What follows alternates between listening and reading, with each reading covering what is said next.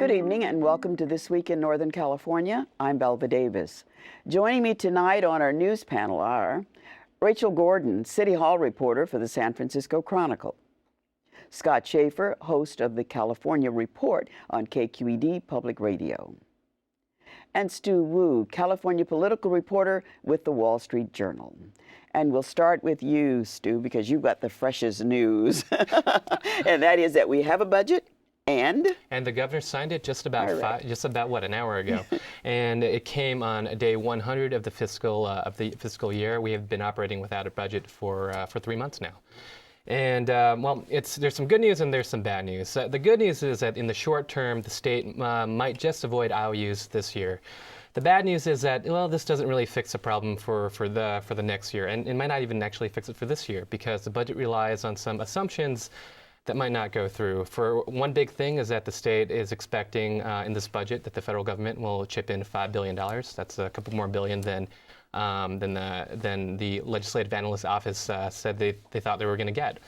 And the second thing is that they erased $1.4 billion of the budget just by taking a sunnier forecast of the revenue. So who knows if that'll hold up until June.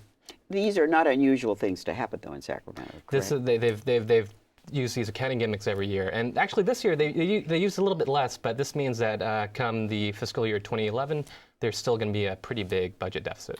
Stu, I heard after it passed, Darrell Steinberg, the Senate President Pro Tem, and John Perez, the relatively new Speaker, saying how good they felt about the budget. Not saying it's not a perfect document, but really it could have been a lot worse. Do Democrats feel like they really got some things they wanted, or is this just another year where they needed to get Republican votes and they basically gave away most of what they really would have liked to keep? If you look at the original budget, it could have been much worse for Democrats. Arnold wanted $12 billion in cuts. Now it's only 7.5.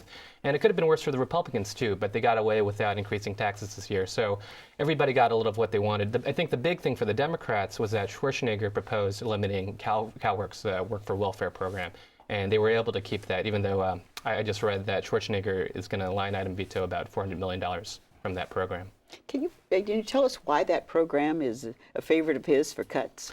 I think this year he proposed eliminating it, and I think he did that the year before as well. And Republicans have said all along that California, when you compare it to the rest of the other states per capita, that the state has a lot more welfare benefits than anybody else in the country. Stu, this budget also relies on employees' unions giving back, right? And then some negotiated agreements that still have to be agreed on by the union members. The leadership says we're confident it will happen. It'll be much worse if they don't ratify. But is there a sense that they are going to follow along with the leadership? How done of a deal is this budget now? That's always a good question with the California budget. Well, one of the reasons this took so long was that Schwarzenegger said he wouldn't sign this budget if there weren't these budget and pension reforms. And he seems to have gotten them. So he's negotiated with all the major unions, and he actually agreed to a deal with the SEIU, the state's biggest union, saying that any employee hired after early November would have fewer pension benefits than current employees. And this, combined with all the other agreements he's reached with other unions, he says could save the state $100 billion over 30 years. So that could be a legacy, really. It could be, but there's not a whole lot to stop the next governor or the governor after that from just doing that all away with the stroke of a pen. I'm sorry. So present retirees will not be affected. Only those coming in later.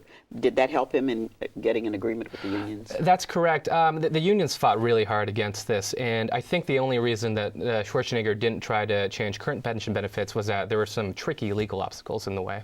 What would it take for another legislature and another governor to undo that pension reform? It wouldn't take a whole lot. One thing that Schwarzenegger does have going for him is that both Jerry Brown and Meg Whitman, running for governor, have said that they've supported these kinds of reforms. So you would think that maybe they wouldn't do away with this when they become governor. So let me ask you about for the general public in California. Mm-hmm. What does this mean? When we saw in the last year that there were a lot of furlough days, you wanted to go and pick up a new driver's license, you might go to the DMV office and it's closed. I mean, are we going to see more of that? Are the parks going to be, state parks going to be closed? Are there going to be higher fees we're paying? How will it affect the everyday folks? So in this new budget, there won't be a furlough day. The state employees will take a day off a year, but you won't go to the DMV on Friday and find it closed. And they were able to avoid a lot of the cuts to state parks that Schwarzenegger had originally proposed. Well, we also didn't talk about education. Was education hit hard? Yeah, education got about $2 or $3 billion cut from the current year budget. But the good news is that that's money that will have to be repaid over the next couple of years. And higher ed? And higher ed has I think it has either the exact same budget as it did last year or slightly more. So, lots yet to learn with the governor signing that bill, though, right away after all of these 100 days.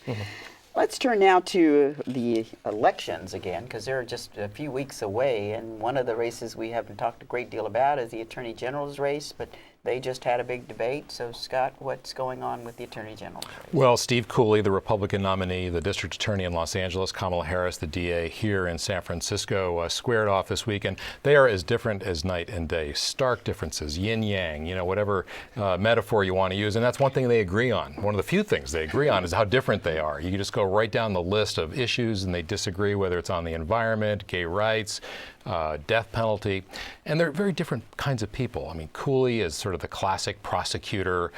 His dad was an FBI agent. Looks like he could have stepped off the set of Dragnet. Kamala Harris, dynamic, young, really kind of beautiful, I think. Cooley probably would not be confused with George Clooney, if you know what I mean. But, just very different in style and substance as well. And so it's really going to be an interesting choice that voters have. This is not two people trying to kind of muddle their differences. They really were very clear in the debate that these two people have very different philosophies, and it'll be interesting to see how the voters evaluate them. Is this all about law and order and crime? Are there other issues that they're focused on that the Attorney General would do? Well, Cooley would like it to be about law and order. Certainly in their debate, he went right to the death penalty. He supports it. Kamala Harris personally opposes it for philosophical reasons, although she promises that if she's elected, as Jerry Brown has said, that she would enforce the law. Of course, she has to do that. But Kamala Harris trying to pull it away from that because that's not really her strong suit. She talks a lot about the environment. She created an environmental crime unit in the DA's office, a prosecution unit, and she criticizes him for eliminating a similar kind of thing in Los Angeles. She talks about things that liberal voters or even moderate independent voters care about, things like gay marriage. She has promised to do as the governor and Jerry Brown, the current AG, did, which is to not defend Prop 8 in court. It'll probably be moot by the time either one of them gets elected. Cooley said he would defend it. So, he is trying to bring it back to those law and order issues. She's trying to pull away from those things. And there are other issues on the ballot, propositions on the ballot, where there is some disagreement. There is some disagreement and some agreement. Prop 19, which would legalize marijuana in California, almost every elected official has opposed that, and they both oppose it. That's one thing they agree on. Prop 23, which would suspend AB 32, the state's landmark greenhouse gas emission law. Kamala Harris very strongly opposing that. Steve Cooley wouldn't take a position on it, and she kept trying to push him and criticize him. He said, well, look, the Attorney General writes the ballot summary and can be in court on these things. It's not really smart for the AG, the Attorney General, to take positions. Of course, she pointed out that, well, you took a position on Prop 19, but he refused to do it on Prop 23. Yeah, Harris has been embroiled in a couple of scandals in the past couple of years. How are those going to affect her chances of winning the race? She has a number of, I would say, serious Achilles heels.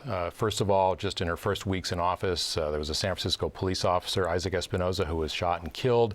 And even before the funeral, she said she was not going to seek the death penalty, which was consistent with what she had said when she ran. His family, the officer's family, came out with a very powerful statement opposing her candidacy. There have been problems with the San Francisco drug lab, which is under the police department, but her office had been warned about those problems and didn't really take steps to fix it. And there are other issues involving those relations between the police department and the district attorney in San Francisco that could come back to haunt her.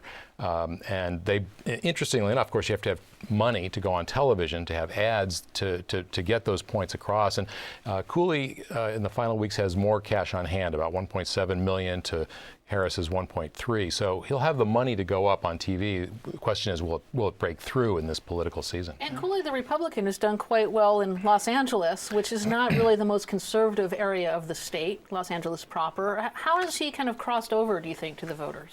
Well, he defeated a Democrat in 2002, Gil Garcetti, and then he got reelected with 59% of the vote. And then this last time around in 2008, didn't even have any opposition.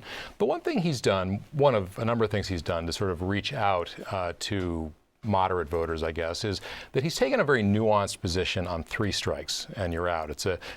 He has more selectively sought a third strike in cases where he felt it was really called for, and that actually he caught a lot of flack for that in the Republican primary from more conservative candidates who felt he was being soft on crime, and he's gotten some national publicity on that as well. So that's any polling done? A bit of polling shows the race, I would say, close. Field poll had Cooley up by, I believe, 7. The Public Policy Institute showed it more close, but a very large number of undecided voters. So really very much up in the air going into the final 3.5 weeks. So stay tuned for any debates or other things that will help. Well, they've really clarified their positions. It's just up to voters now to make up their minds. Exactly. Well, making up your mind in San Francisco is always a challenge because sometimes you don't think there's a board of supervisors over there. There's a very long ballot in San Francisco this time, covering many issues.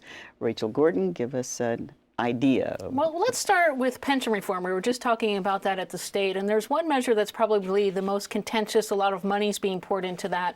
That's Proposition B, and this was put on the ballot by initiative, carried by someone who had been the champion and the kind of the darling of the left, public defender Jeff Adachi, is coming out very strong against organized labor on this. He wants to set into the city charter, the city's kind of Bible, saying that we want city employees to pay more into their pension system. They also want them to pay more for health benefits in San Francisco. The organized labor has come out very, very strong against this, as well as most but not all of the elected officials. Mayor Gavin Newsom is saying this is not the way to go about pension and health care reform, even though it's an extremely large cost for the city. He said it's better to do this at the bargaining table. Jeff Adachi, though, is saying enough is enough. The costs have just kept skyrocketing. We have to draw the line somewhere. This is the way to do it. If we have more savings here, we can put more savings into city programs and other areas that San Francisco taxpayers have been picking up the bill for a long time. It's a fascinating race to watch. I kind of look at it as San Francisco's Tea Party movement in a way. If voters vote yes in favor of this proposal, Proposition B, it might show that the people have generally pulled the strings. The Democratic Party, labor unions are really losing kind of a lot of the luster, at least in this issue for pocketbook issue. And it also says something about the position of labor if they lose the speakman. Absolutely. Labor has always been so strong in San Francisco. One notable exception to those elected officials or former elected officials who are opposing property, Willie Brown came out in support of it, as did Matt Gonzalez, a former Green Party supervisor. What's up with that? It's the same thing. The pension has just gotten out of control. Now, Matt Gonzalez and Jeff Adachi have been longtime allies, friends.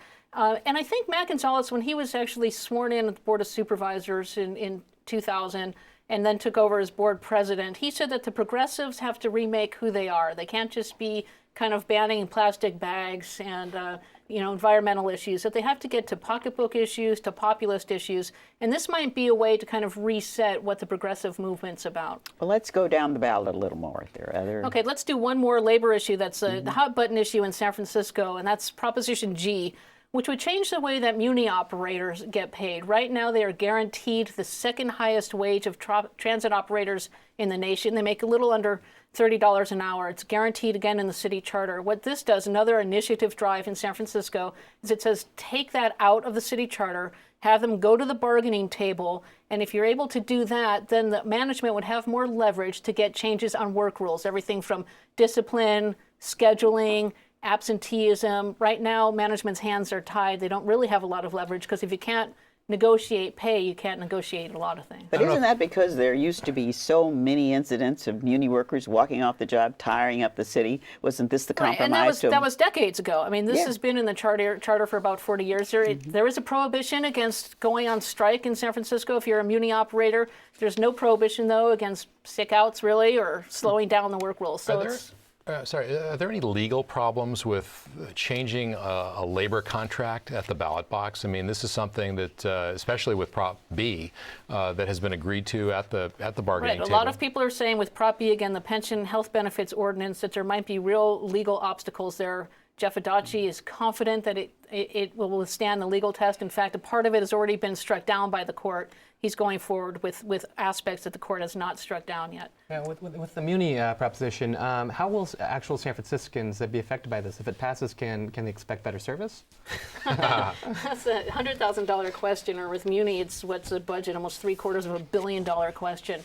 There's a possibility for better service, unless you have really cranky and grumpy drivers who don't want to be dumped on anymore, saying, look, we're the ones, we have one of the toughest jobs in the city, there's 700,000 boardings a day, don't beat up on us, look at other ways to do reform. But they're saying if there are changes to the work rules, then there might see improvement in Muni We service. have to go to sit-lie law. Okay, so there are two quality of life issues on the ballot, Propositions L and M, and they have to be looked at together. Proposition L, very strongly backed by Mayor Gavin Newsom, put on the ballot, backed by Chief George Gascon, the police chief, would ban, as you said earlier in the show, sitting or lying on the sidewalk in San Francisco between the hours of 7 a.m. and 11 p.m. Now, a police officer could come by and say, stand up, and could do nothing about it, 'cause someone could just stand up and that's it. This, of course, is opposed by the left-leaning members of the Board of Supervisors. It's very much championed by the business community, and the heart of it started in the Haight-Ashbury, where some of the residents and business owners just got fed up with people hanging out on the sidewalks with their dogs there. Opponents say there are plenty of laws already on the books, everything from aggressive panhandling to loitering, that the police could use in their toolbox, and they're just not using them. And that is as far as we get to go, Rachel. We thank you so much. So there are other interesting items on your ballot, so check those ballot books if you're living in San Francisco and trying to figure it out. Well, my thanks to Rachel, and my thanks to all of you for joining us here tonight.